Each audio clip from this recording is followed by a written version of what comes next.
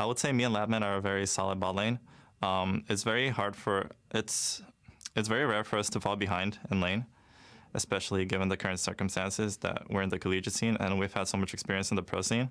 So we know how to handle losing lanes, and if we're in a winning lane, we definitely know how to take advantage of that.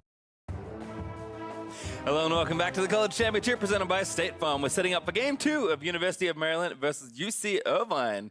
We'll be hearing from ex-pro Bloodwater saying just smash them fools, left and right, no chance. That's what he said, right? Yeah, pretty much. I mean, I've got to say, he's been right so far. They haven't really been falling behind when they do have advantages. They know how to really expand upon them to really extend those leads, and they have been looking really good. I mean, Game 1 is a perfect example, right? They get pressured early, they get first blooded because of a really nice gank, but they're the ones still taking the first turret. They're the ones still getting, kills and applying pressure in the 2v2. And it's so tough as a jungler. Wezzy here took 4 bans in pick ban, right? And then it's like you're trying to plug all these holes in a sinking ship. Top lane was getting slammed. Bottom lane is getting pressured despite the fact that you went down there early and got a kill. Your mid lane is more of kind of the supportive role and is falling down on farm. So it becomes very difficult for the jungler of UMD to know where to go because all of UCI's lanes were very strong and all of UCI's lanes were winning. Well, we'll see if that trend continues or if Maryland shore up the early game or even just reinvest back into the late game. We saw the Kog'Maw Taric Karma comp yesterday. We'll see what they have in store as they've chosen blue side actually for this game. Yeah, very interesting. I was actually talking to you about this, obviously, and I was kind of thinking that Maryland was going to go red side simply because Captain Nuke showed that he can slam Yang if he's given the counter pick, if he's given an advantageous matchup. Cho'Gath is disadvantageous into Gnar, but it's not supposed to look like it did in Game 1, right? Obviously, that got very, very out of hand. First pick Aurelia is going to be the choice, and this will be interesting to see if it is going to go to Yang or if it's going to go to White. I'm assuming it will go to White, as Yang said. He's more of like a fill in his top lane and generally, trying to play things to actually just go even in lane, and Aurelia is not the champ to do that. But I'm very curious where Yang will go. Will he go back to something kind of crazy like his Nunu or Tonkench or whatever? Or is he going to try to play something more standard again like Cho'Gath and just hope that he's able to perform a bit better and not fall behind? Yeah, well, pretty much all the same bans except for Swain changing for, I assume, Aurelia, because Maryland are going to take it as their first pick in this one. Rakan, once again, I think Trundle's the obvious pick, but UCI is certainly considering the different options. Youngbin, though, looked great on the champion. It's excellent in the metagame, still one of the strongest junglers, so pretty straightforward stuff here. Yeah, and for UC Irvine, there's no real reason to change it, right? If it ain't broke, don't fix it. Until Maryland shows that they know how to deal with this strategy, that they can actually force you off this and get advantages elsewhere, there's no need to really change anything about it. Their 4 bans towards Wezzy looked pretty effective the first time around. The Jarvan did find some really good engages in combination with that Taric, but it's going to be Kai'Sa in the bot lane, so more of a hyper carry style champion. Weaker laning phase, certainly, but someone who really can scale up and take over. And this does kind of lend itself more towards the style of draft that we heard some of the guys on the desk talking about, where you would get more of a protection comp for him if you wanted to go back to something like the tank tops from Yang. Yep, well, there's Kai'Sa and Morgana, so taking that one, not away, I guess, because Rakan's already picked up, but certainly a good champion, can help against some of the Rakan engages. Yeah. Decent in lane, and of course, can be flex, as Maryland have already shown, but looks like Descaradon is continuing his trend of strong scaling mid laners, taking Cassio this time into the presumed Aurelia matchup. Yeah, definitely assuming it's going to be the Aurelia, and matchups like that can be very, very snowbally, simply because when you're playing a champion like Aurelia into a Cassio, you don't really get to play that passively. If you're playing pretty passively, the Cassio can really just kind of poke you off and really start to whittle you down. So it ends up often being, can the Aurelia all in the Cassio? And if she can, she gets ahead and she can continually all in the Cassio. If she doesn't, you just start getting so enough farm, you start getting pushed in, poked out, and it can start to look pretty rough for the Aurelia. Interesting ban on the Karma, I guess, again, with some of the flexibility. Taric and Karma still options here. Yeah, Morgana not necessarily being support. Exactly. It could still be Morgana top, right? You wouldn't really be saying that normally, but Yang did show it yesterday. And certainly the possibility is there, so they are trying to respect that. So with Ezreal being banned away, Maryland, again, considering their next few options. Zaya going to get banned away, so I like, again, kind of targeting Latman a little bit here, but what's the counter pick to Morgana top? Because they would have had at least a day to think about this. Well, I mean, honestly, like, the whole thing with what Wang Yang was playing it is because he's trying to neutralize the lane, as he said, right? And I think that Morgana, if you're really willing to just play extremely safe and just kind of do that, you can get away with it. You can get away with that into most matchups. That being said, I think that a champion like Fiora could exploit it, because I would generally say if someone's trying to neutralize the lane, then you want to play hyper carry into that. You want to play someone who's scaling, because great, we're neutralizing the lane. Well, I'm going to outscale you. I'm going to have more of an advantage. That being said, in the game yesterday, Epic wasn't really able to kind of capitalize on any farm he was able to get in the lane, and you don't have to do that style, but you certainly can. Yeah, well, there's Lucian actually for Latman, so I quite like this. A bit more aggressive there in the bot lane. And Maryland now going to round out their draft. We'll discover where Morgana is going in a few moments. Where's he back to Olaf here for this game? Yeah, less bans targeted him in this game, and is going to be able to pick up the Olaf. So I talked about this a little bit in Pick a Man last time. Olaf definitely has the early pressure advantage over a Trundle, but once you're getting into the later stages of the game, Trundle ultimate plus the pillar onto him, just actually blocking him out of team fights and slowing him down can be really, really tough. It's almost an impossible matchup to win even in the 1v1 dueling past a certain point, because Trundle simply with Red Smite and ultimate just plus the Chomp taking AD off your kit makes it very, very hard to duel. Interesting to see Yang actually taking Na this time around. So playing pick Na, given the way the draft is shaken out so far. And they have the Aurelia, which was always kind of the classic counter pick. I'd love to see a Yasuo. I don't know if Captain Nuke actually plays it, but that is another pick that a lot of people do enjoy into it. Camille can certainly work here if you want to play aggressively as well, and that will be the choice. And if you're thinking that Yang is able to be exploited, well, you can actually go up there with the Trundle. The ultimatum from Camille locking down that Gnar can be pretty difficult to escape, especially when you are in mini-R. Kind of one other thing to think about is when we've seen kind of a lot more Aurelia mid, especially in this tournament, you always worry that your damage profile is going to be a little bit kooky, but Kai'Sa does have some options in the damage department. Kai'Sa certainly can build AP, and I believe this patch is actually after some of those buffs. We had seen, especially on live, a lot of people are going AP Kai'Sa. It's similar to the Varus build. People are going just simply Rage Blade into Nashers and these sorts of things with Death Cap as a third item. And that can be very, very strong. We saw an AP Varus, at least the beginnings of an AP Varus, come out yesterday, but he got put so far behind, he never really got to get that going. So might get to see that debuted here from Alrighty, and if that's the case, you do reach that W and E evolve, and that's kind of where you go with that. You don't really get enough AD to actually evolve your Q, but the damage is actually very, very high. Not only in the poke, but your actual consistent DPS is pretty surprising. Yeah, we'll have to see though. Maryland again have been full of surprises, but another kind of standard setup on both sides here. I think teams will be happy with where they've landed. I think, again, it's interesting to think about red side versus blue side drafting tendencies for these teams, even though we've only seen 2 drafts through now. But Maryland are clearly valuing their first pick. Last game it was Ezreal. Alright, he did have quite a good game with the protection he had, but definitely transferring some of that power here to White in mid lane. And he will need to perform pretty well on this Aurelia to kind of get the game going for Maryland.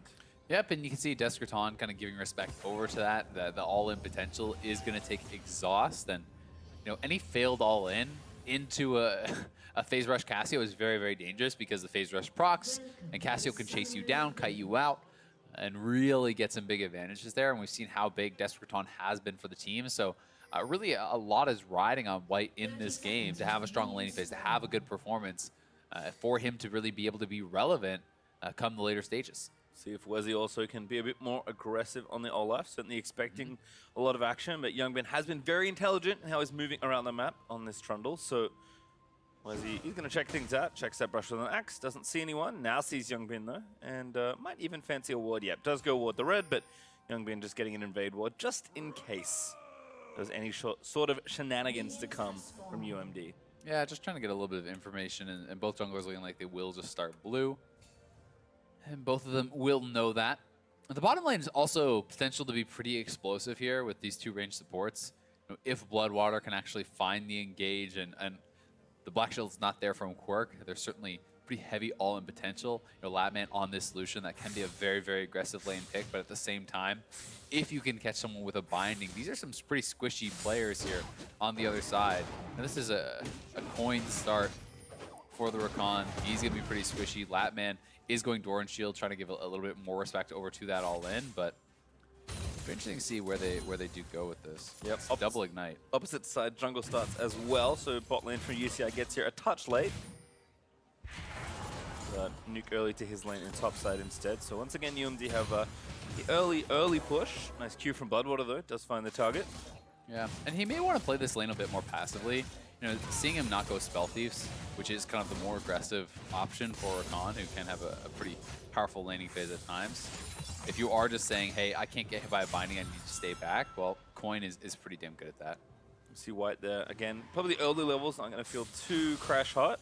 At level 2-ish, level 3, really can certainly, if he finds the stuns, get something going. Yang getting aggressive early on Captain Nuke as well, but nice sweep actually. Gonna land the Comet as well, so much more aggressive Keystone here as well for Nuke's Camille. Looking to again try and bully that matchup where Yang definitely maybe trying to neutralize a little bit more with the fleet footwork. Yeah, and Captain Nuke here, you know, with the passive there on Camille, the adaptive defenses, you get that physical damage shield and you're able to trade so effectively. It is pretty powerful. That in combination with just hitting attack sweep into Comet is going to give you some really nice trades. We'll see how aggressively he wants to play this though. And yeah, it's pretty standard to see fleet footwork. That is what we saw Captain Nuke running last time. Especially since the changes, you know, it's quite a few patches ago now that changed around minion aggro when your minions kind of are more responsive to that harassment. And even when you're harassing a melee champions, you sometimes take actually quite a bit of poke. But they're trying to set up for a dive here on the top side, which would be risky. But I mean, if they can pull it off, that is going to put him insanely behind. Youngbin's level 4, so he's actually pretty strong on this Trundle. Good hop. Oh no! Interrupted, I think, by the hook shot. And the first blood does go to top lane. Oh, that's brutal for Yang. He even expended the flash, and no summoners had to be used here from Nuke and Youngbin. They crash the wave, they get him pretty low, and that was beautiful. I believe that was actually just the hook shot. I think Nuke basically just hooked to the turret and just waited for Yang to actually go, and then is able to interrupt him out of that. We'll see this one more time. I'm pretty sure this is what it is. Youngbin gonna take aggro, and yet Nuke basically just hooks to the turret before the jump that is he knows is coming, and that is just beautifully done. And then the flash after, and then immediately you die. It's always a tragedy, but yep. Unfortunately, Nuke versus Yang is starting off on a similar foot, which is good news for University of California, Irvine. Back in the bot side though. Looks like just some farm action. Again, kind of more passive like I think you predicted. But we'll see if where Wezzy goes, I suppose, for his first bit of pressure. Was up bot lane for quite a lot of the last game, but probably going to change that up here. And maybe even goes to top lane now to try and salvage some of the problems that Yang could run into as this lane continues. It's definitely possible, but it's hard to actually pull off any gank onto the Camille with lane in this position, right? Like, unless you're going to try to dive as well. I mean, Camille still has flash and does have hookshot, so you can move up to the top side of the map. You can kind of give a little bit of protection. Now that the wave is going to crash, it will bounce and push back, and then Camille perhaps will be a bit more vulnerable. But by that time, Olaf is probably going to be elsewhere on the map because he's already cleared his Gromp. He's going to the Wolves, and he'll have to head bot side. Yep, let's have early boots there. So Predator now ready for the Olaf. We'll see if he makes use of that anytime soon. Youngbin, though, is just happily farming away. Successful dive already. Again, his string of really intelligent decisions continues here in the tournament. And you can see they had a nice ward over on his Wolves, so they did actually spot Youngbin farming that out, and there was a ping over onto the Gromp, knowing that he's there, and it may look funny that it's actually a blue ward that wasn't actually there, it expired, so Youngbin didn't actually see it, didn't know he spotted until, well, he should know. All right. There, they pinged it. All right, so he knows. We'll get it in just a second. We check in with the mid lane. White not really been able to get too much going early on. Desperate, to his credit, doing a nice job dodging a lot of the early stun attempts there by Aurelia. So again, UCI kind of sitting back. We've seen this from them before. They're happy to play more passive laning phase if they need to, and they generally open up advantages together more than anything else and snowball through the mid game. And they're just such a smart team about how they actually play the map, how they actually play this out.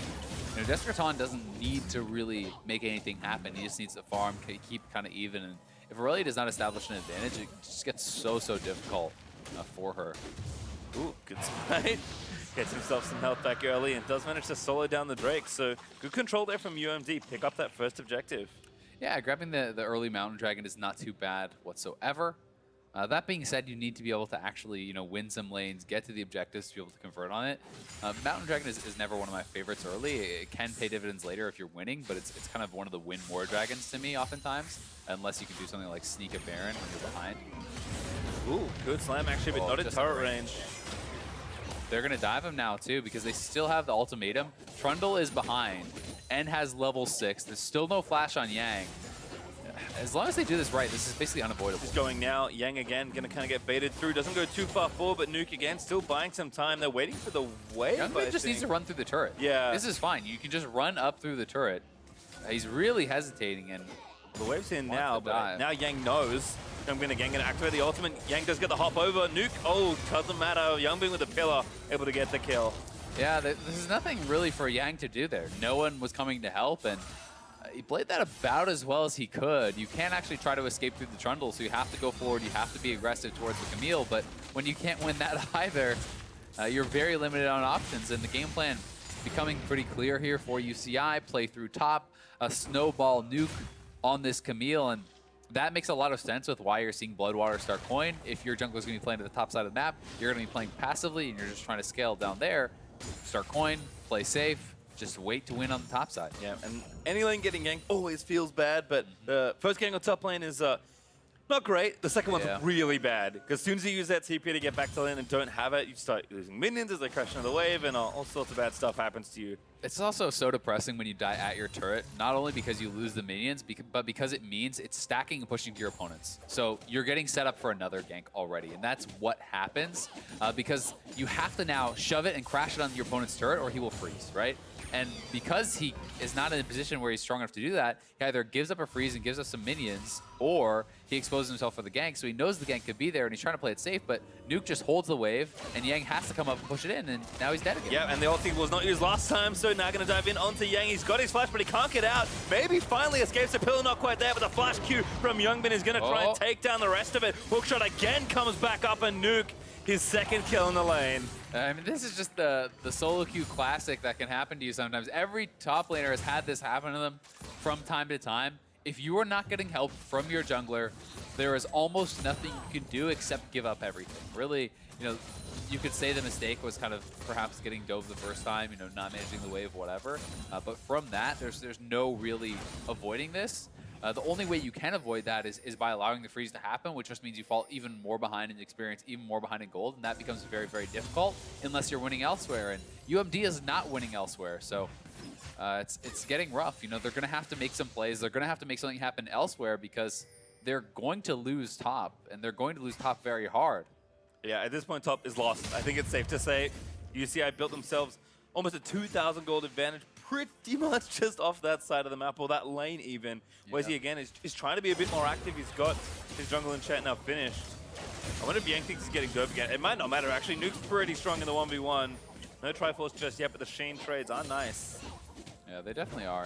And he doesn't even have to do anything too crazy. He can just kind of poke him out. Was he now making his way down bot, but that is already warded out. And Descraton looking for white. Youngbin with a good pillar. TP in. Great. Ult there actually from the Aurelia, but gets exhausted. That's minion, but Yang, he's there. Now going to move in for the scoop, but Nuke, oh, he found his prey again. Flashes after it, going to turn it back around. Does get stunned by Aurelia, but stays out of turret range. Wezzy now here to try and run back in. They're going to go in for the Casio. They should be able to claim it. Wezzy finally gets the kill on the board. Yeah, nice job there from White, really outplaying Descraton. Dodges out on the ultimate, and that keeps him alive, allows Wezzy to come in and get a kill, but bot lane is kind of being sacrificed for this. Latman just stayed bot, so they do get a kill mid, but so much turret damage is actually going down there. And, yeah, he's evasive. Nice work from White there.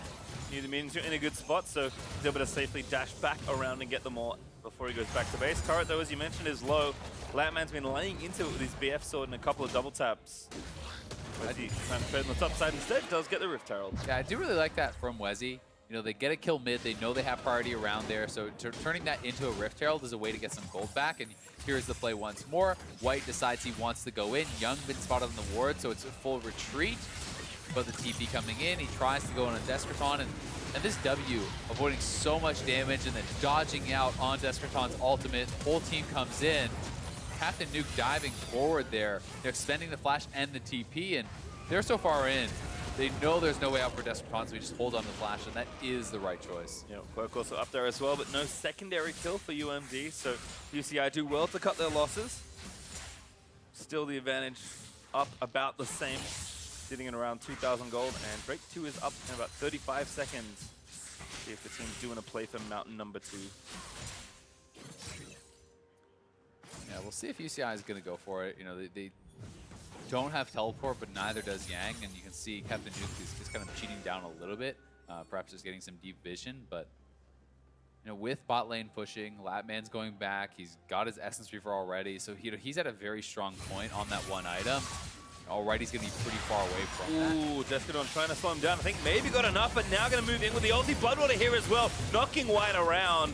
Nice dive from UCI, gets their mid laner a kill. Yeah, nicely done. They're just moving around the map so incredibly well as a team, and no way out really there from White, so taking that top lane advantage, extending it down to the mid lane, and that means Nuke is here now for any potential dragon. They can start that up. They have item advantage, they have numbers advantage, and this should just be a UCI dragon. Yeah, Bloodwater actually looking for a knockup, but doesn't find the Olaf.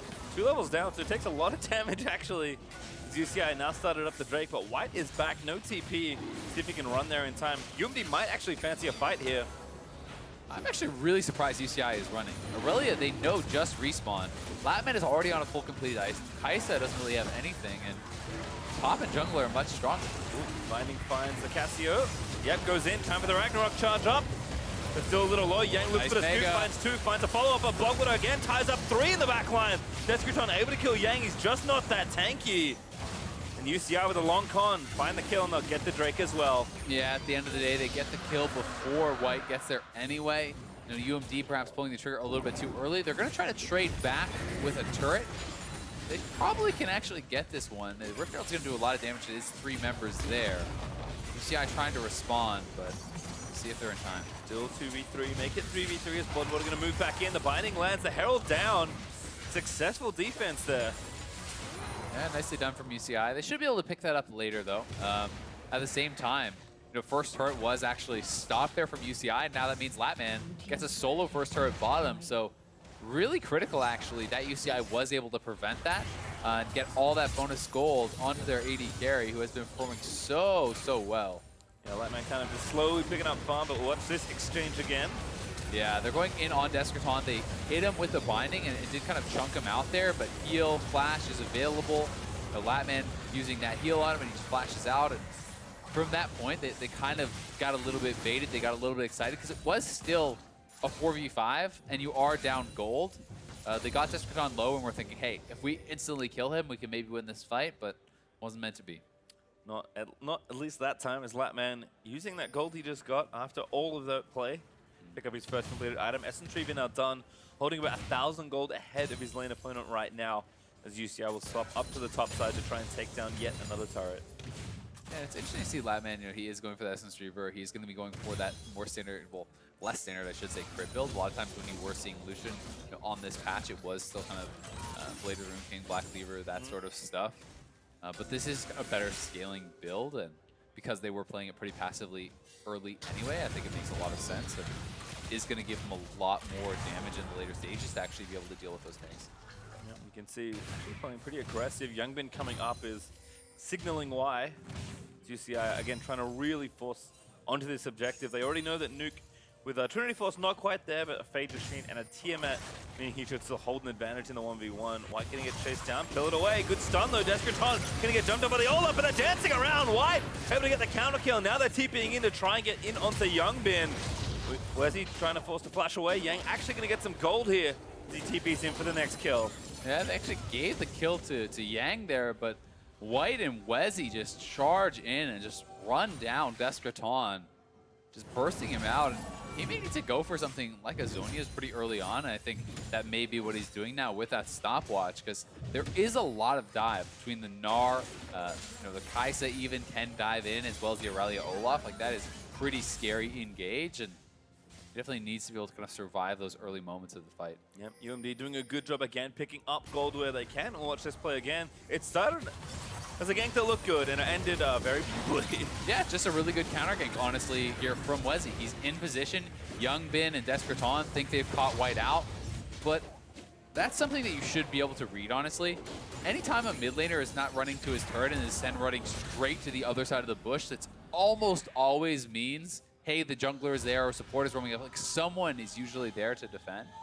Perhaps they were expecting and just thought they would win anyway, but Descadon gets crushed down, and Youngbin, as a full tank Trundle, doesn't have enough damage to actually finish him off. Detective Bloodwater does find a support and cancel it back.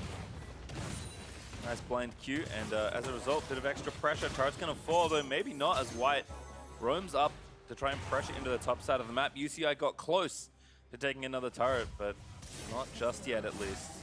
Not just yet. Descraton does actually get his Seraph's transform, so he's going to have that shield in addition to the exhaust now and a stopwatch, so will get a lot harder to take down, and pressure just kind of continuing across the map. This is a much closer game than last time. Yes, Captain Nuke is quite a bit ahead, but it's at least has not gotten as out of control as it did in game number 1. Yeah, items starting to get completed as well. Black Cleaver for the Nut in topside. Trinity Forces for White and Nuke on their champions, and the Rage Blade now done to match that first item buy there for the Lucian. So certainly the game does feel relatively stable. UCI still holding a comfy lead of about 2,500 gold, but again, both teams have been pretty happy to play patiently through most of their mid games, and for now it's just UCI wanting to continue the very clean snowball they've shown off all tournament long as they do take the top outer turret. Yeah, and well, I think UCI really has just kind of been a superior team at playing the map. We saw in game number 1, even from a disadvantage, UMD can team fight, and they can team fight very, very well. So we'll have to find out if they're going to be able to kind of find those opportunities, if they're going to be able to get in and really look for one of those fights, because they are within striking distance. And this gold lead is not insurmountable by any means. One big team fight into a turret or two, and you're kind of right tied up. Yang, though, still giving respect here in the top lane matchup that's now moved down to the bot side of the map. And as expected, UCI's dual lane will move to mid and try and take that turret down to fill the outer ring. Next objectives are spawning in 40 seconds or so, and Baron will be up for the first time in a minute 15. But not expecting too many fireworks for now. The team is collecting their farm and just trying to find a bit more space and a bit more farm to work with. And for UCI, I think it probably does favor them playing that more slow game. I think having the Trundle, having the Cassio, like the late game team fighting is so incredibly strong with those champions. That being said, Kai'Sa is kind of a bit of an X factor. I think Kai'Sa certainly outscales the Lucian and can be incredibly strong if protected.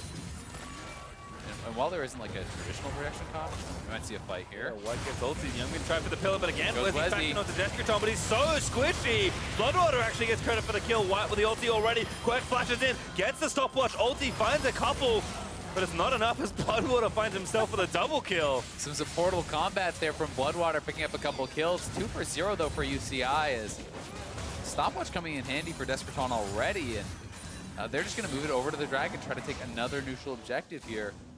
Young got some solo time on the objective, should be fine, especially with a mountain, plus just being Trundle actually has nuke there as well, excuse me. So, prepare to take down almost any objective. UCI just take their kills, take their objective, and back to mid lane you have to think to try and knock down that turret. Yeah, certainly the case. They do have White splitting up in the top though, so may want to send Nuke or someone up there to answer, and here's the fight one more time. Quirk looking with the binding. The team is collapsing pretty quickly, but UCI is essentially all already here.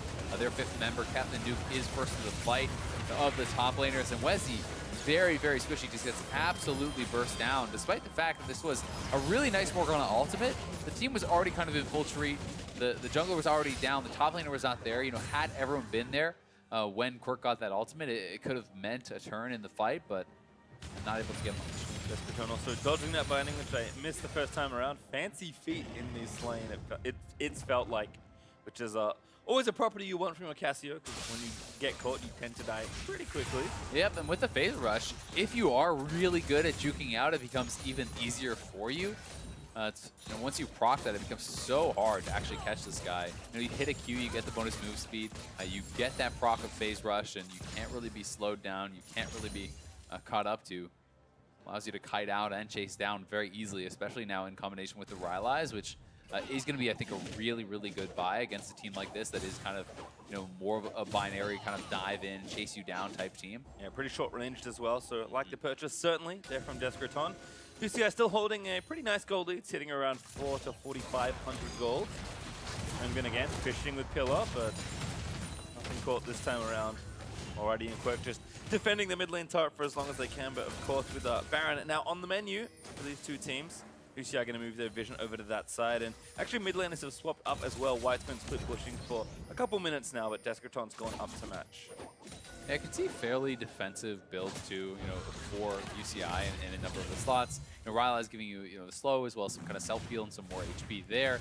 You can see that it's a PD for Latman instead of a more aggressive Shiv or something to kind of help him against that dive also. And the early Knight's Vow has been purchased up from Youngbin. It looks like it's going to be probably a lock-in here from Bloodwater. So they just know they need to survive kind of the initial dive in, the initial attack from UMD, and then the team fight is probably over. Because when Aurelia and Olaf and everyone charges in, if they're not killing someone off really, really fast, I mean, we saw how fast Wezzy dies.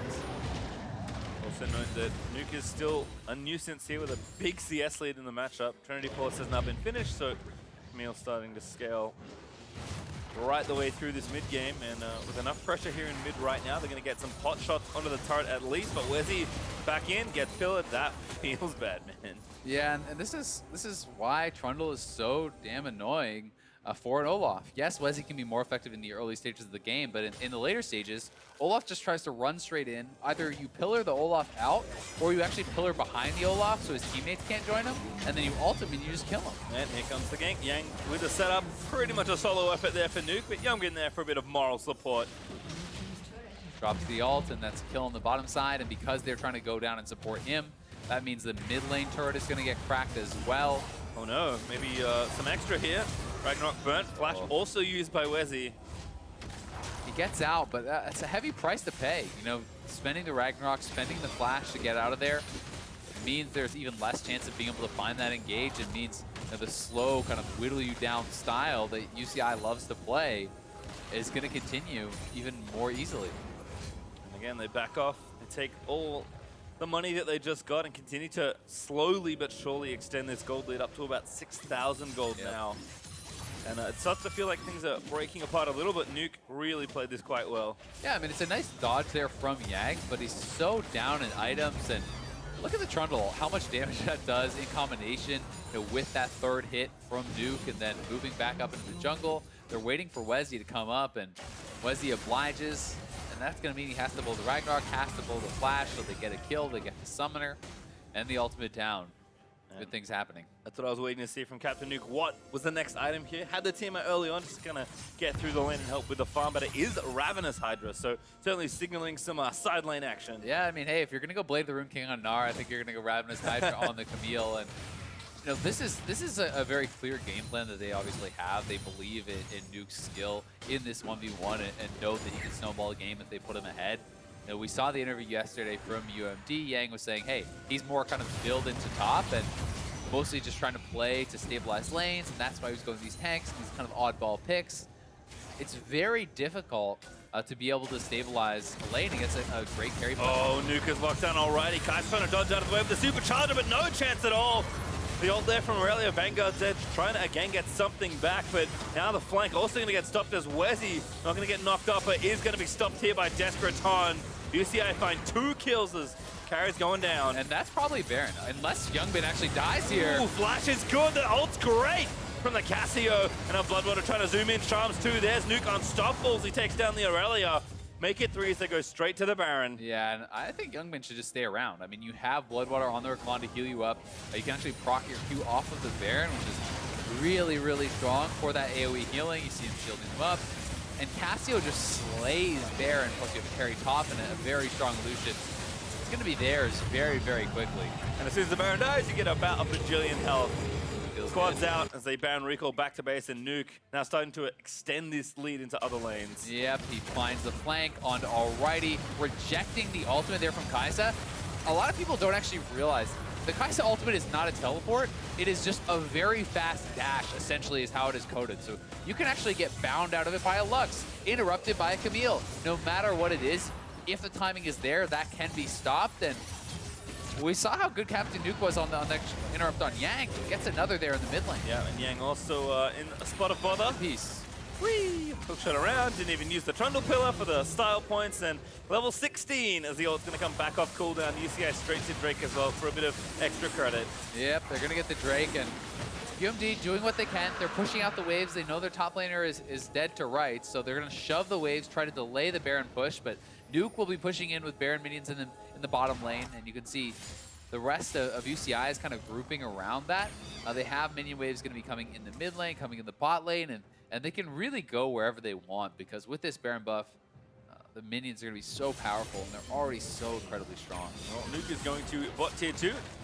Make short work of that with a bit of help from Youngbin just to pressure things forward. Mid also the next point of pressure. UCI will try and squeeze down. I mean, Nuke should just keep pushing. There's no reason to actually join up. If they're going to leave everyone mid, you just keep pressuring on this turret. They have Trundle to actually disengage any potential collapse with a pillar, so he's just in there. The turret's already dead. Yep, stun again. Oh, now has to get out of something else. Ultimatum flash, very nice. Nicely done. Escapes, gets a couple turrets, and Desperton was pushing mid, so they got that turret as well. And now, if you're UCI, just set 5 bot. Yang with a slam, gonna try and start something off. Bloodwater pops the ulti, runs away, but now back in. Gets the cover. The knockup is great, but still the Vanguard's edge comes through. Where's he actually slays? As the kills come out, but it's a trade. Yang down as well. 1 for 1. Fight continues. Lightman in, gets aggressive. Flashes through. Cassio grabbing the double. Everyone's taking the kills away from Lucian, but that's enough. 4 dead on the side of UMD, and the bases are going to be shattered. Yeah, that'll be all she wrote for game number 2. UCI crack it open off that fight. A fantastic re-engage from Bloodwater. It's actually the surrender. Yeah, UMD know exactly what the writing looks like on the wall. 2-0 up now for UCI. And the games feel like they're just getting a bit faster. Yeah. They are looking very, very good now from UCI. Full control, very clear game plan.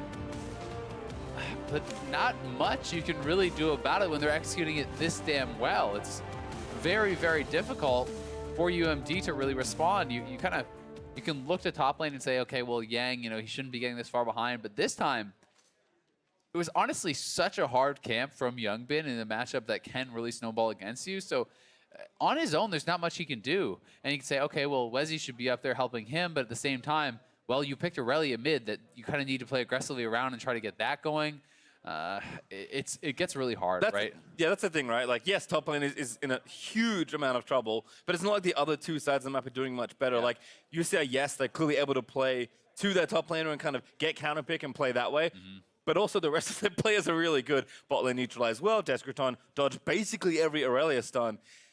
And at that point, like, what do you do? Just concede that maybe today they're the better team. Yeah, and that's really how it's feeling to me, is that UMD is just looking a little bit outclassed, right? UCI coming in as one of the favorites this tournament, to me, have been by far the standout team. They have looked so damn clean. And if I'm Maryland going into, what could potentially be the final game of the series, pick winning lanes, play to comfort, and play aggressively, because I don't think you can beat this team if you play passively. I don't think they're going to really let you. They're just playing the map so much better than everyone else in the tournament. Well, if you remember what happened last time, they were pushed to the brink, and we had some fireworks. Irvine have brought the series to match point, and hear how they picked up game 2. Let's send it back to the analyst desk.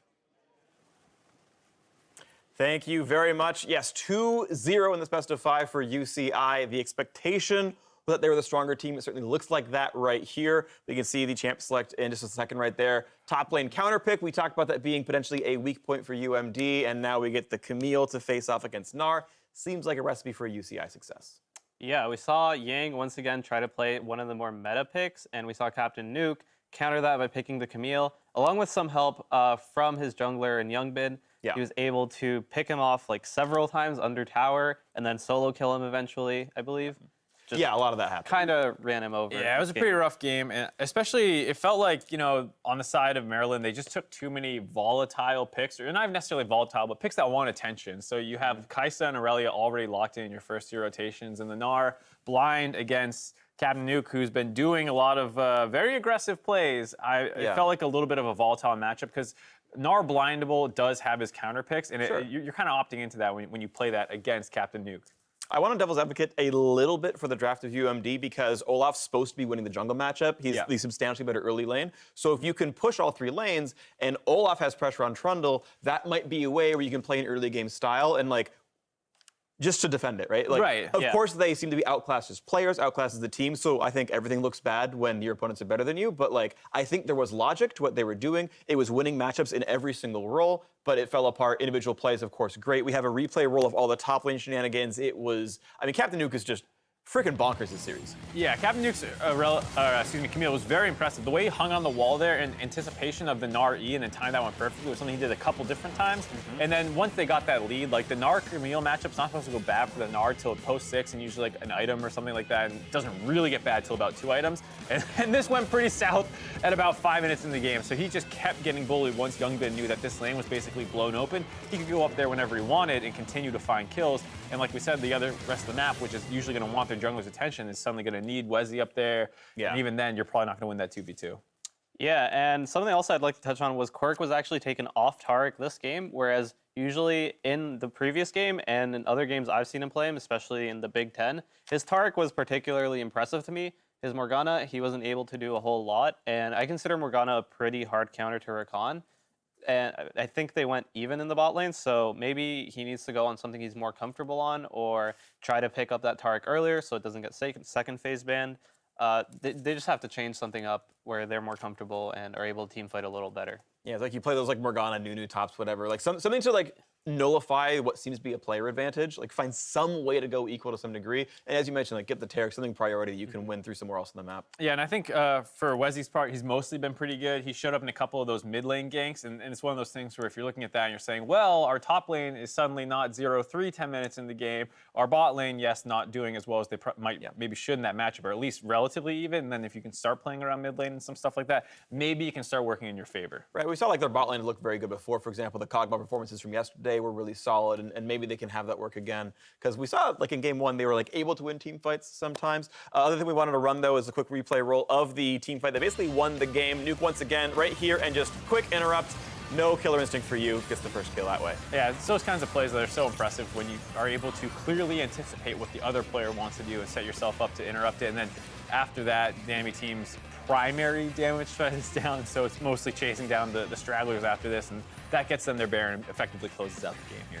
Yeah, and that kind of play just shows that he's at a slightly higher level. He's thinking one step ahead, and he's kind of got the enemy team's number. So really well played from Captain Nuke this entire game, and we'll see if he's able to carry it on into the next game. Oh god, the damage numbers. Yeah, that's not pretty. Yeah, out-damage the other carries in your role. That is some rough stuff. And even then, like, the Gnar did some damage, but some of that's expected Gnar versus melee in the top lane matchup. But yeah, this is, as we heard the cast talk about, this feels like a large amount of sort of player outclassing. And the tough thing is, too, I'm pretty sure here, hopefully, Maryland, they have side selection, I believe, so they UCI does again. No, UCI does? They picked red, by the way. UCI is on red, so they get counterpicked. Yeah, They can so counterpick. I was trying to find some of them, but no, if they choose to go back to red, which I think we can both all kind of assume that's going to happen. Yeah. Seems they're comfortable with trying to get those double counter picks that you get from inherently picking red side, so. Yeah, and if that's the case, like, you have to hope Yang has something prepared that's just weird, but still pretty safe, like the Nunu, and then hopefully Captain Nuke doesn't have something prepared. Exactly. Yeah, I don't know how many people practice Nunu counter picks. I know I haven't, and I Yeah, we were trying to think of some earlier, of something that could Karma, beat Nunu, I think, push was it. the one I think you Karma was suggested. the most ideal one, but even then it's like, is Karma that useful later on? Yeah, when he's sort of been carrying, and you're like, okay, well, Karma Nunu is not the most volatile matchup, so that's maybe okay. Yeah, that might be ideal for them, actually. I'm sure there's someone who's like, no, dude, my fiddle top smashes Nunu, trust me, and like, I don't think anyone knows fiddle top aside from you, dog. Either way, it's time to see if Maryland can begin the reverse sweep, or if UCI will earn their spot against Columbia College in the finals. Meet us back here for game 3.